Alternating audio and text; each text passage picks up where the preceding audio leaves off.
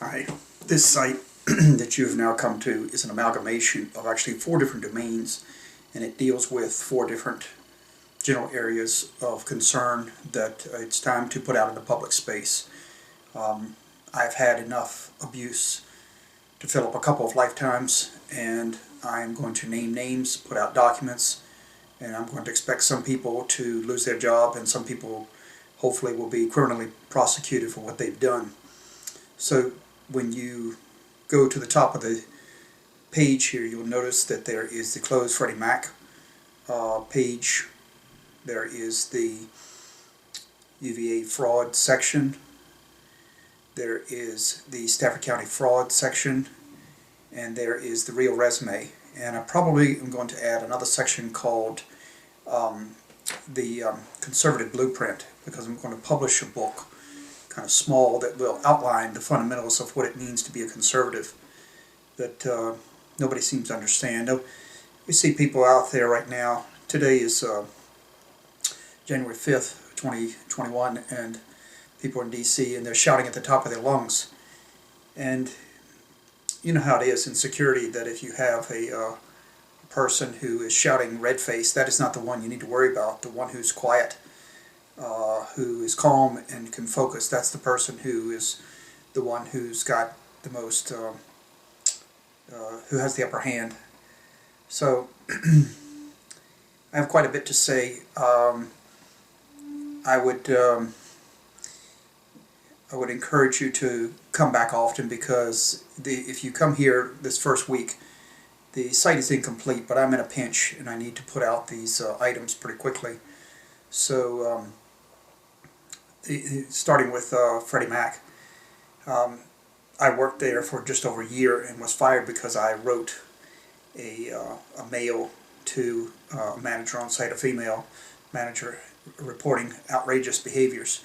And so I'd like for you to take a look at the video over there and download the PDF. That's just a sample of what went there, what happened.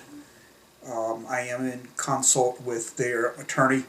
They have been stiffing me now since October, roughly. They are sitting on their hands. In fact, October 17th, the Deputy General Counsel wrote me an email and said they're very sorry for what they did to me. Well, I'm still sitting around waiting for what that very sorry means. I've given them my demand letter, and they pretend that they are doing some sort of investigation, which is, there's nothing to investigate. And so I'll explain more in that video over there. But again, this is an amalgamation. And I would say something else too about the real resume. Too many times people have pressed me in a situation. It just happened recently with a company where it was a very good place to potentially work. It would have capitalized on some of my international skills in addition to my more recent skills.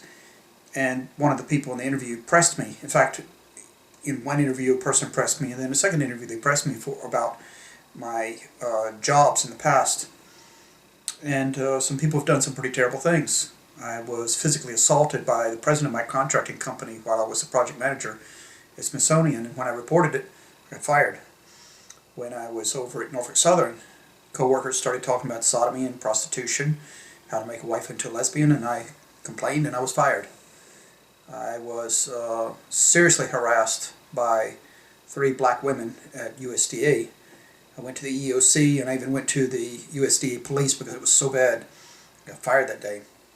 So there's quite a bit that's going on, and it just seems kind of strange in life that with everything going on, and this has been going on for 10 years at least, that you can't just get up and go to work and try to do a good job, come home, take a break, do some things creative or fun on your own time, and then take a vacation. It's not in the cards. There's always overhead or agendas or something interfering, where people feel the need to poke their nose in your business, and if you react, then they find a way to get rid of you. And certainly that is true also with the, in another sense, with corrupt governments. Stafford County, Virginia, which is where Pocahontas was kidnapped back in 1600s, may be the most corrupt county in the state of Virginia, and it's Republican controlled. They've been retaliating against me since 2014 because I sued a policeman who interfered in an apartment lease and caused a breach.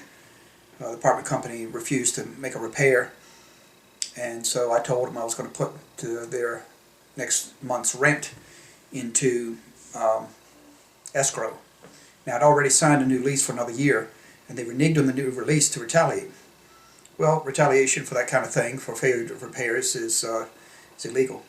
And they used a police officer, and then they conspired in the courts. And I've been to court every year because of this, because of something that it just won't stop. And so now I'm going to put it all out there. And I've had to get the FBI involved, and that's going to happen again. And so there's a lot to look at. But to start off with, the immediate piece would be the Freddie Mac.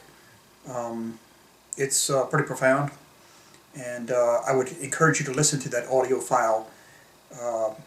You might have to use headphones, and then I would encourage you to download the PDF and brace yourself. Don't leave it laying around. Don't leave it on the screen. When you look at it, when you read it, it's very graphic. But they're directly from my notes. These are the exact notes, or the actual items that I filed against Freddie Mac with the FHFA's Inspector General, with the Treasury Department, with members of Congress who oversee Freddie Mac, and also with the EEOC. So I will say too that, like I say on the site, essentially what you're looking at, if I could notarize it, I would. Just consider it done. Because, I mean, just think about it, how incredibly stupid it would be for me to say something that's not true. But unfortunately, I live these things, and I've had enough. Now, you look at this video and say, man, what a crackpot. You've got a guy sitting in a chair with a strange background, a door or something like that. The content matters at the moment, not the presentation. So just ignore that, and keep your eyes on what matters, because I can take care of that stuff later.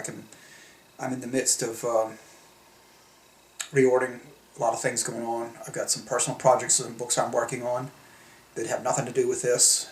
And so anyway, that's the introduction. Just take a look at the top, click on the page heading, the link to go to the next page, and I will present everything as succinctly as possible. I will run updates as often as possible on what develops, and I look forward to, I do have a contact page. Don't threaten me. Just don't do it. If you have some sort of constructive criticism, or if you have some opposing view, that's fine. But don't four-letter word me, and don't make threats. Just don't do it.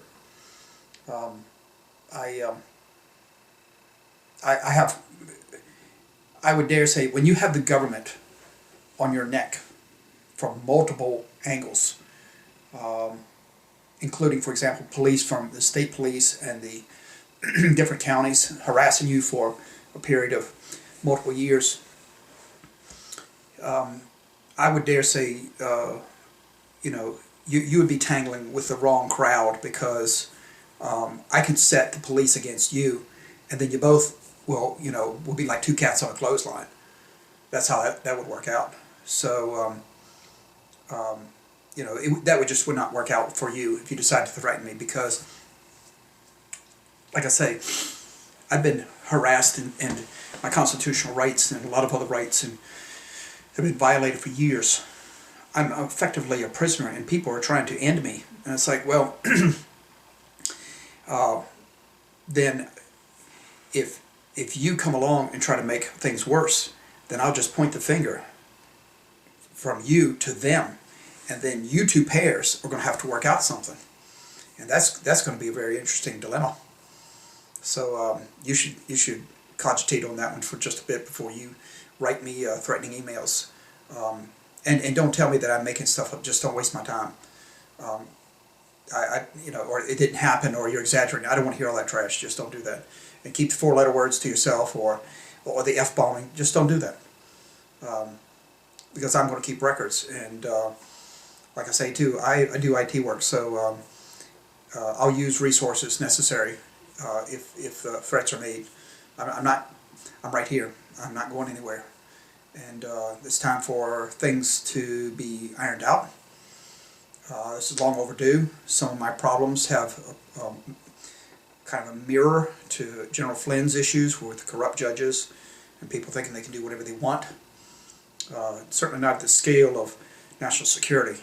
That would be ridiculous to say something like that. But at one level down, in a parallel, there are places where it's very similar, and it's just no excuse. Especially in the state of Virginia, when you say Sic Semper Tyrannis on the flag, or you say you look at the history that supposedly this is where the Bill of Rights was written, and quite a few of the revolutionaries, the rebels, were here. Richard Henry Lee, of course, Patrick Henry, Jefferson, Washington, Monroe, Madison.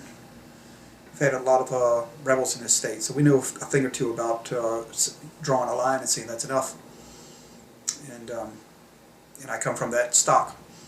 Both sides of my family have that kind of way of thinking, and my cup is full. So I'm going to name a lot of names, a lot of corruption, and I'm going to stand by all of it, everything I say and everything I put out there.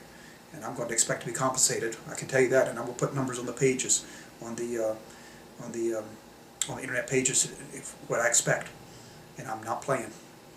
So, again, I'm not exaggerating.